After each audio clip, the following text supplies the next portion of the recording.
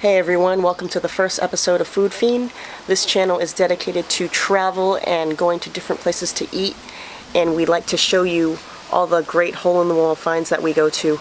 I figured the first episode for this channel would be great to pay homage to my hometown where I was born and raised, and that's in Kalihi on the island of Oahu in Hawaii. And when you mention the word Kalihi or the town to people that are local here, they kind of think it's a rough neighborhood, it's ghetto, but I think it has one of the it's the best place to find hole in the walls to eat, and we hope we can show you guys where to go and discover new places to eat other than staying in fancy places in Waikiki and whatnot. And you know what, even though it's a rough neighborhood, there are some beautiful people that live here, and they're all great and friendly. So come along with me and my friends and my son, and we'll show you some great eats.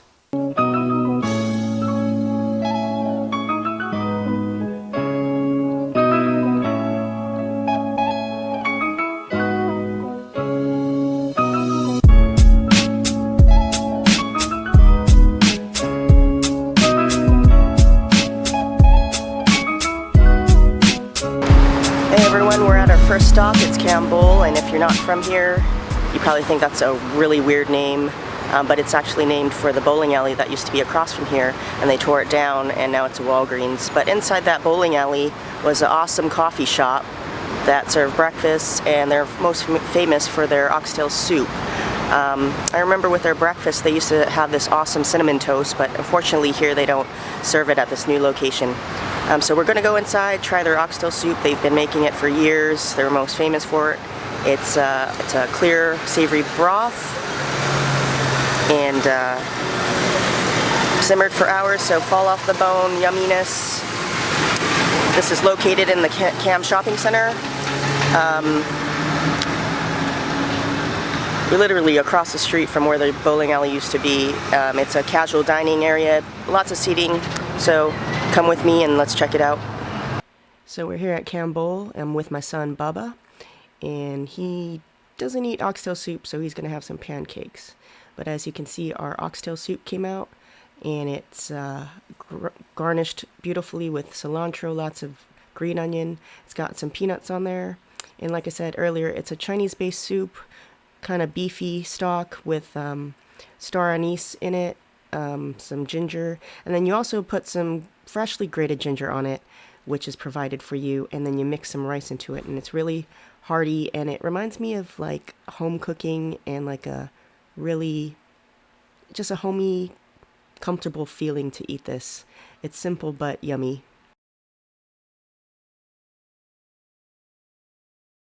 And then in here, I know it's gross because it's the plate of bones, but I noticed in the soup it had a lemon peel in it, and that's totally old school Chinese style, putting it in soups, and I thought that was cool to find in the soup with the star anise to show that they actually use pretty awesome ingredients to make this soup that's boiled for hours. There's Bubba's pancakes and bacon. It's pretty large portions. You tell us your review of the pancake, Bubba.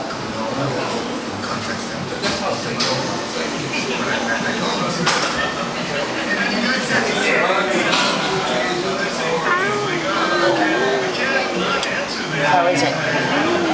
Yummy? Mm-hmm. Thumbs up. So how was your experience at Kam Bowl? Did you like your pancakes? Yeah?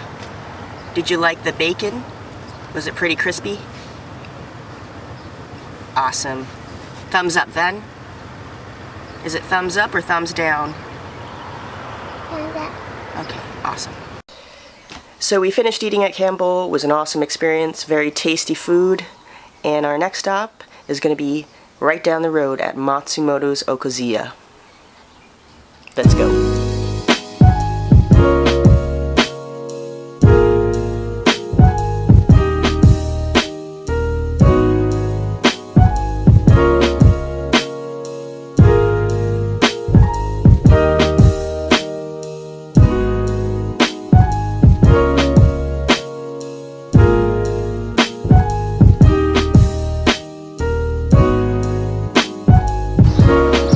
So right now we're at Matsumoto's Okazuya, and if you don't know what Okazuya is, it's made from the plantation days by Japanese people. They put pre-made foods out on the window for display, and you would choose what you wanted. They're usually foods that would keep well throughout the day, so you'd buy it early in the morning and have it for lunch. There's fried chicken, udon noodles, chow fun, fried noodles, musubis, hot dogs, hamburger patties, stuff like that. And if you were a lucky kid in Hawaii, you would get some Okazuya for your field trip if your parents got it for you, and they'd wrap it up the old school way on a paper plate with some wax paper and a rubber band, and you'd get a passion orange juice that was frozen in that foil. That was the old school way, right? Yeah. Old school way to get your field trip drinks, and now all you bastards get hydro flasks, and that shows our age, I guess. We're that old. So let's go into Matsumoto's. Thank you. So that looks good. That's a vegetable tempura, a veggie tempura, shrimp tempura, and sweet potato. I wanted something sweet, so yummy. So did your parents ever get you that for a field trip? Nope. Nope, not mine either. I had the musubi, and if I was lucky, I can drink. And then, gosh, they even have green beans in this. Wow, that's a lot of veggies. So it looks like green beans, potato, carrot, onions, maybe even sweet potato. Yep.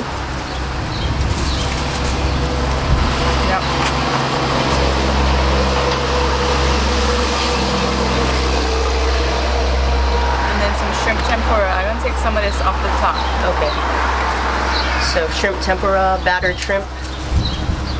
That's good too. Delish.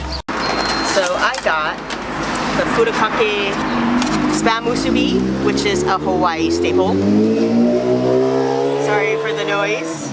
And then they're famous for their fried chicken. It's different from southern fried chicken because they don't use a lot of batter, but it's still super crispy. And a kimchi sausage, which I find very unique, and it's really tasty here. So we'll try the sausage. I have to try that. That's good. Tastes like Portuguese sausage, but with kimchi inside. Really yummy. And then we'll do the fried chicken.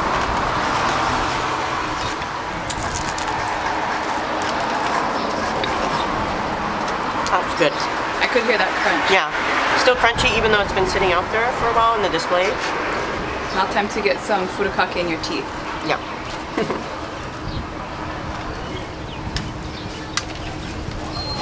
Yummy. That looks good actually. That's really good.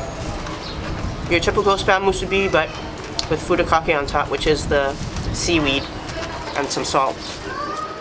So come here to Matsumoto's if you want some grinds or snacks. There are so many holes in the walls in other restaurants in Kalihi that it would be impossible to cover them all in one episode. There are a lot of restaurants I can remember being in business while I was a small child, and they're still in business today. And today we're going to go to a place called the Pastele Shop. Hello! So I'm here with my friend P.E. We've been friends for what, 20 plus years? Yeah. Oh my god, we're old lady status. And we're here at the Pastele Shop. And we're gonna have some awesome pateles. I'm looking forward to it. Alright. Pastele, and we got okra salad, and our ganduri rice. And I don't know, you wanna explain what ganduri rice is? You don't know? Oh, you the one make ganduri Yeah, I rice. make ganduri rice too. Ganduri rice is pretty much rice with pork, and ganduris is pigeon peas. Let's see, there's a pigeon pea. Baklava salad has, baklava is dried cod, and it's famous, I guess, from the Spanish, and Portuguese also use it, and it flavors the salad. It's very salty, and the pastele is made out of grinded up green bananas, or it can be plantains, with pork and olives, and sofrito, which is spices like garlic, cilantro, and all that good stuff. So we're gonna start eating. The ways to we grew up Kalihi, we know how fun that ways. I know. 3-second rule. Everybody looks at me and says, "You're not from Kalihi." You're like an innocent little Japanese girl, even though I'm Japanese. You look like you're from Pearl City. You look like you're from Hawaii. Okay. Look, it's doing pretty good. I want to cute. Awesome. Look at it. Let's go. Ooh, bam, bam. Okay, wait, bam. Okay. Woo! Oh, girl. Okay, enjoy. Enjoy. Oh my god, that's I amazing. know I am. That is awesome. You know what? No, I lied. I was gonna say this might be my first Patele since I've been back to Hawaii, but I managed to find somebody sitting on my cooler. Oh, right. Open up the lounge, selling their homemade Pateles. See, it's kind of like tamales in the mainland, with the old Mexican ladies with their coolers selling. So this is kind of like the Puerto Rican version of a tamale. It's because people in Hawaii gotta work so hard, they gotta have like 5, 6, 7 jobs, and then on the side they still selling food they made at home. Lucky me now.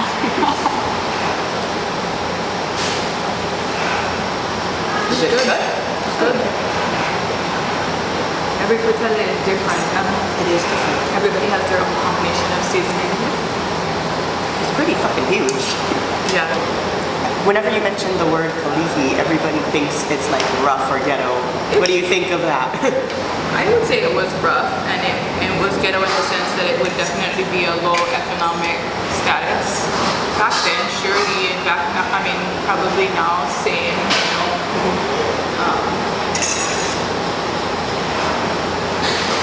I value it. I value my growing up here because I don't think I judge so much, you know. And I don't think we're sheltered. Based on that. Yeah. Based on poverty. I think you learn to appreciate things more as well. Yeah, like no waste. Yeah. Like no, just pick it up from the table. It's really good. This is a really generous cake. So we spoke with Auntie, and she was kind enough to talk with us and tell us a little bit about her shop.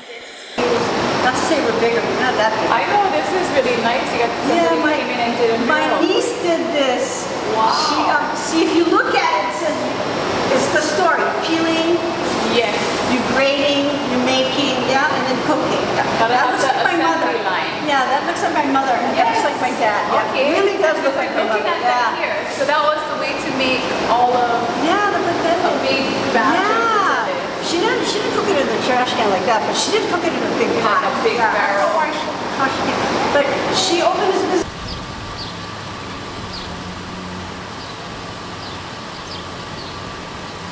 When she was 67. Your mother. 67 she was in business. And she died like 2 years ago. She was 100. Wow. But she came all the way till maybe she was 96 or 97, and then And you learned how to cook from your mom? yeah, I learned. Yeah, she perfected the recipe for 50 pounds of meat. Wow. Look, we grinded it all. Empty plates.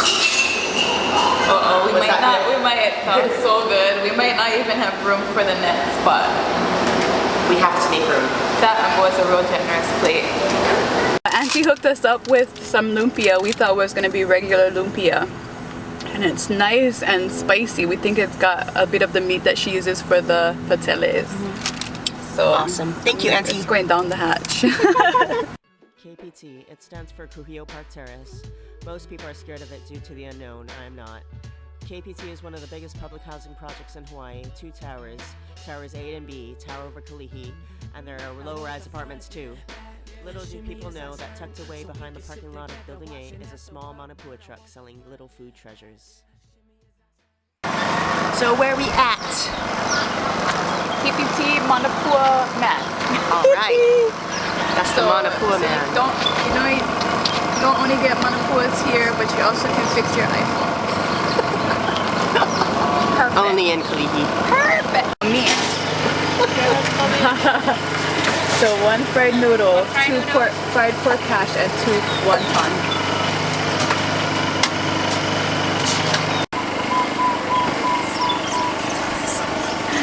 So when we take a bite of this, because it's at the moment a mystery fried item to us. But what? It's Because 3 nobody for was paying $1 attention because we got 3 fried things. pork hash for $1 and 3 wontons, fried wontons for $1. So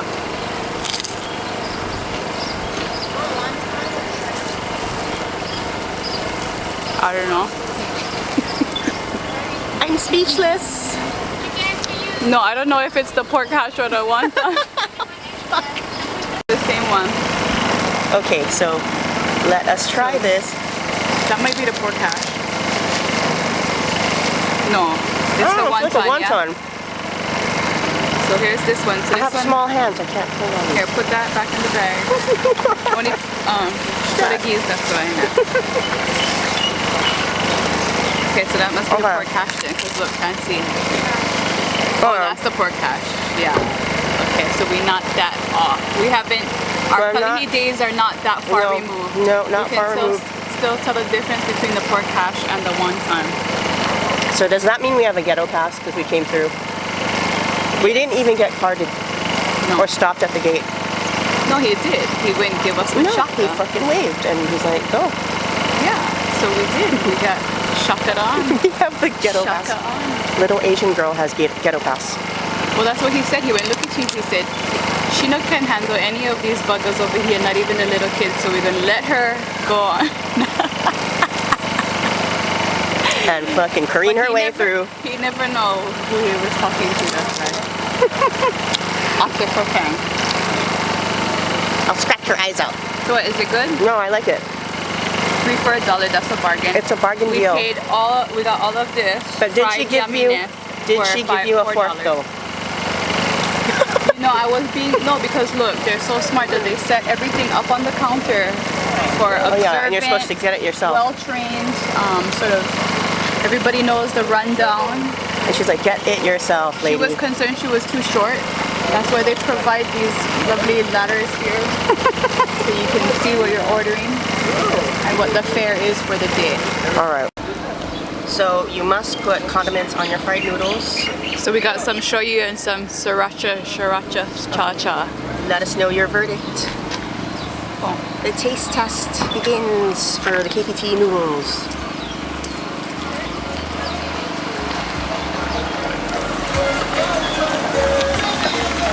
Pretty standard. It's not the usual. It's not the usual. A little bit different? Yeah, it's a bit different. Like, how is it different? I think it's got a sweeter flavor. So, what is the history between manapua men in Hawaii? For those who don't know.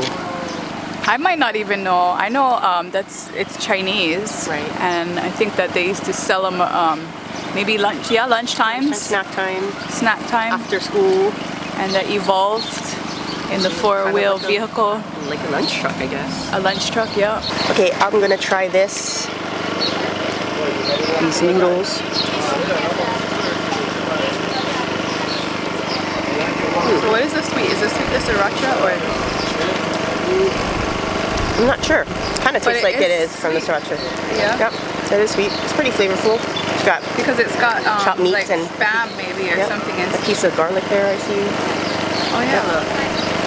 Green onion. Yeah, it's different, right? It's a little different, yeah, but in a good way. Yeah. But I think our for the manapua trucks, I believe same thing. They're usually run by Asian guys, Chinese guys. They would get a van, so it wasn't even a food truck yet. Yeah. And it evolved into, I guess, this big truck. But then they're all over neighborhoods. They sell snacks, sometimes ice cream. It's kind of like the ice cream man. Yeah, because you can hear the manapua man coming. Yeah, they had the Chinese thing, but a little bit better because they had pork hash, manapua, which is kind of like the char siu bao, Hawaii's version of it. It has candies, fried noodles, pork hash, sometimes the hot dog in a bun, all kinds of snacks, fried noodles. And they have the condiments out there, and it's super cheap to eat here. We paid $4 for noodles, pork hash, and wontons, so it's a deal. Find yourself a manapua man.